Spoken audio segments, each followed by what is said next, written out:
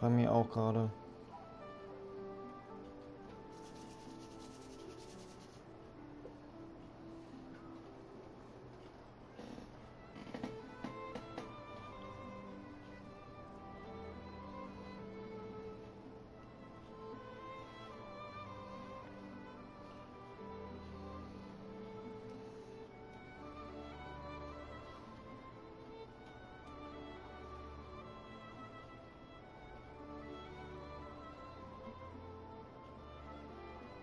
Boko. Er hat ein Knie allein. Das geht nicht gut.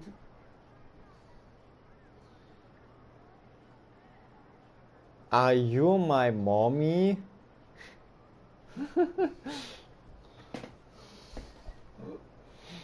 Also nicht gut. Nee, Hörter und Klee, keine gute Kombi. Auf keinen Fall.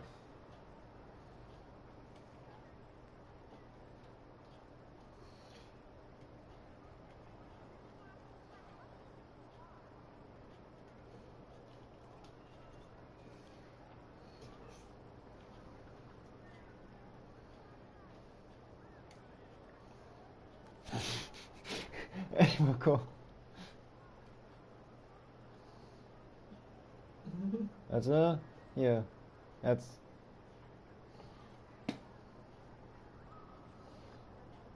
Tell me the law.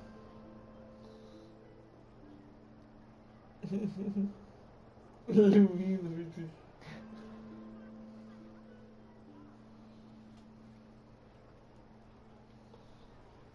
Oh Mann. Hoffentlich funktioniert jetzt. Ja, wir laufen schon wieder. Wir laufen schon wieder. Es läuft schon wieder. Sehr gut. Hoffentlich diesmal ohne Absturz. So. Jetzt warten wir wieder mit dem Lesen, bis Kolum wieder da ist.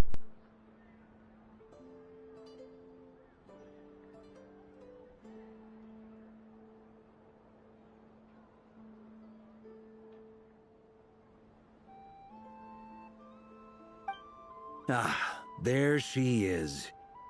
I didn't know the finished article would be so large.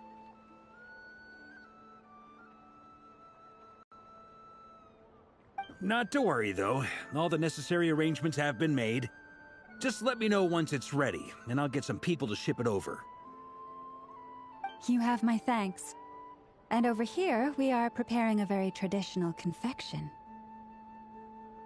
Oh, look at all these colors! It looks great! Can Paimon try one? Of course. I have a feeling you'll like it a lot. You bet! Sweets and treats are Paimon's favorite!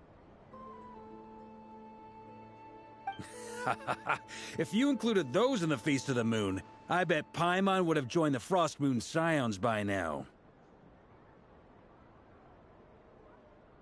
There will also be verdant crests like this present in Nasha Town during the festival.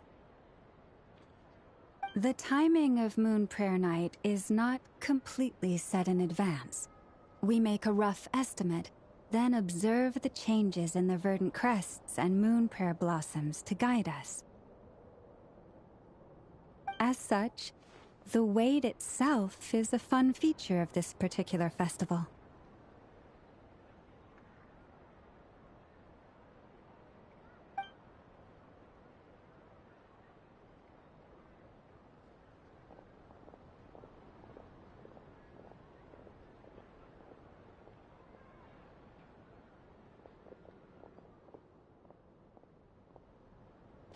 Let's talk here. To tell the truth, I am very surprised to hear that Kutar is willing to participate in the festival. I once asked her if she'd be willing to stay with the Frost Moon Scions. I could introduce her to everyone, and we could be a family to one another.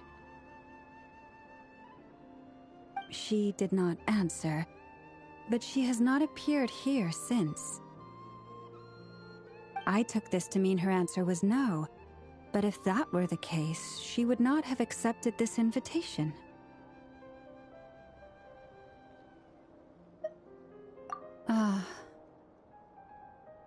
I see. Maybe she is right. Maybe the Frost Moon Scions of today no longer need a moon goddess. But my wish was not for her to come here and be worshipped as a deity.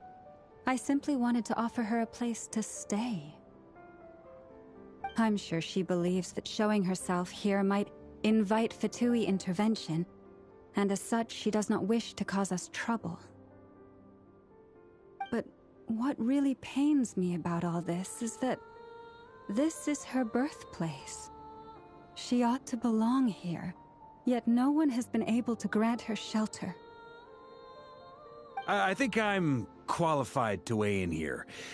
When someone's about to depart on a long trip, what they need is blessings, not burdens. We should wish her the best, not make the journey harder than it already is. Anyway, she's agreed to attend, hasn't she?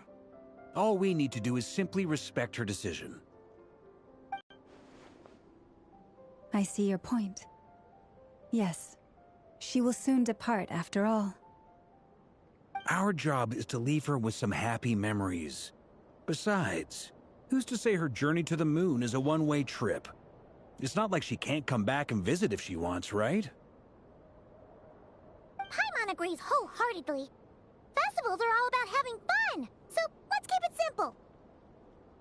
All right, I'm gonna head back to Nausea Town soon. Want to come with? I'm guessing you have some other folks to visit there. Sure thing, let's go!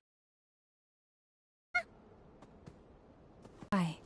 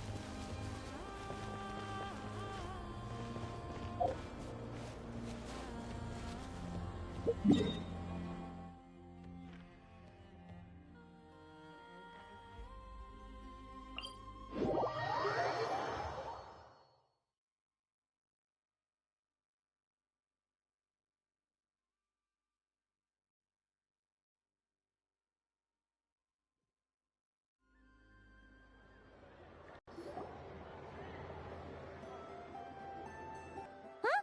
Hey, over there! It's Duran Albedo with Flynn chatting about. Hello there.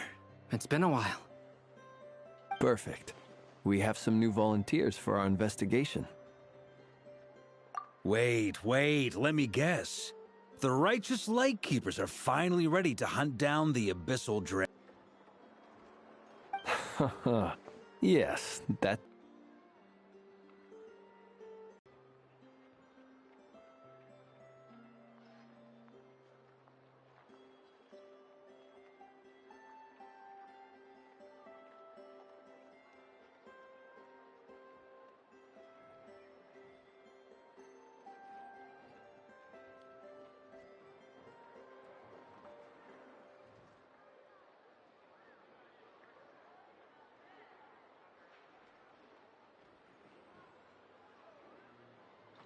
Yeah, right! Oh, wait! Why does everyone keep saying that too? Well, to be precise, the facts match, but not the causality. Wait, so I guessed right? Half right. Don't act so impressed with yourself. Maybe I can explain. We ran into Mr. Flint's north of Nausea Town. At that time, We just noticed a few abyssal creatures out in the wild, but the strange thing was, I didn't detect any traces of abyssal energy on them at all. On closer inspection, we realized that they were not real monsters, but something akin to reflections in the water, or perhaps a mirage. Huh? What do you mean? Like, you could see them but not touch them? Exactly. It was very peculiar. They roared and tried to attack us, but we could not make any physical contact with them. I think I've heard of things like that happening in Nordcry before, but I don't know much about it. Yes, it's a known phenomenon. Mirage-like illusions tend to appear in Nordcry in the run-up to Moonprayer Night. From a distance, they appear quite real. I myself thought that Misters Durin and Albedo were locked in battle with abyssal monsters when I first arrived. But after sharing intel and investigating a little further, we can confirm that these illusions are harmless. There is no great cause for concern. All the Mirage stories I've heard are either animals, rocks, or small houses. Abyssal monsters, though? That's a first. It's a first for me, too. So I'm planning to look into it further just to be on the safe side. I intend to inspect a few more locations. What about you two? Any plans? Alice contacted me a few days ago. She'd like me and Durin to assist her with an experiment. But we lost contact shortly after receiving the message. I'm sure that comes as no surprise to anyone familiar with her. We don't know when the wind will blow, yet when the wind blows, we will know. That, in a nutshell, describes how Alice operates. Yeah, that tracks. Okay. Well, I suggest we investigate this Mirage business in the meantime. It's piqued my curiosity, and I'm pretty sure I know someone who will already be 10 steps ahead of us. Well said. Right? Whatever's happening in Nordcry, she always seems to be the first one to know. Let's go see what she knows. We can invite her and her staff to the festival while we're at it.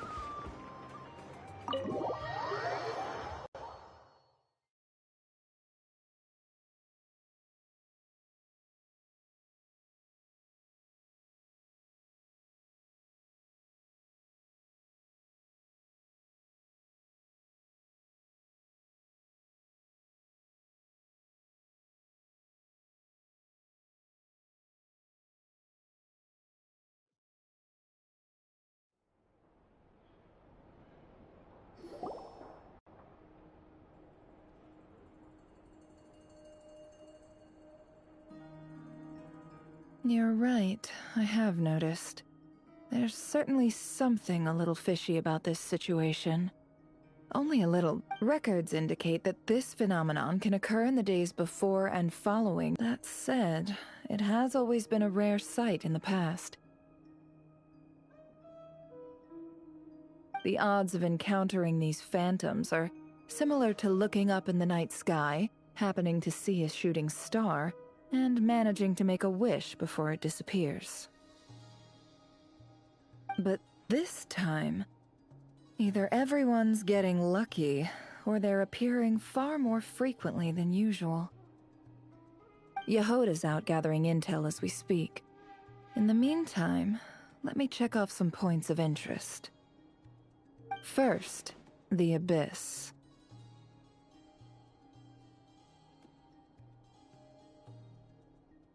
The ones we saw seem to be abyssal monsters. Indeed. But we have identified one location where many more of them have made an appearance.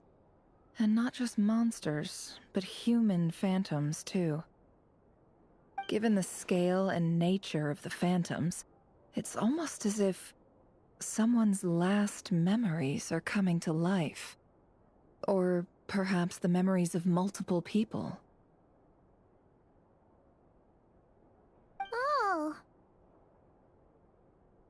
So you mean the phantom monsters are hunting down the phantom humans?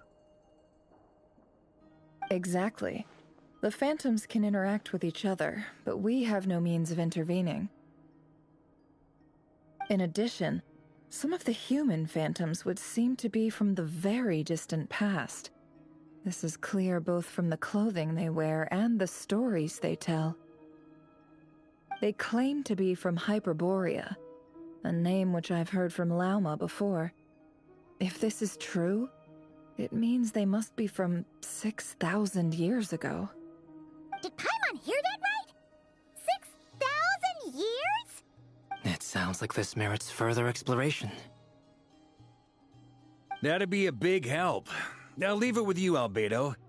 My knowledge of ancient history is non-existent. I used to doze off every time the pre-Knights Favonius era came up in class.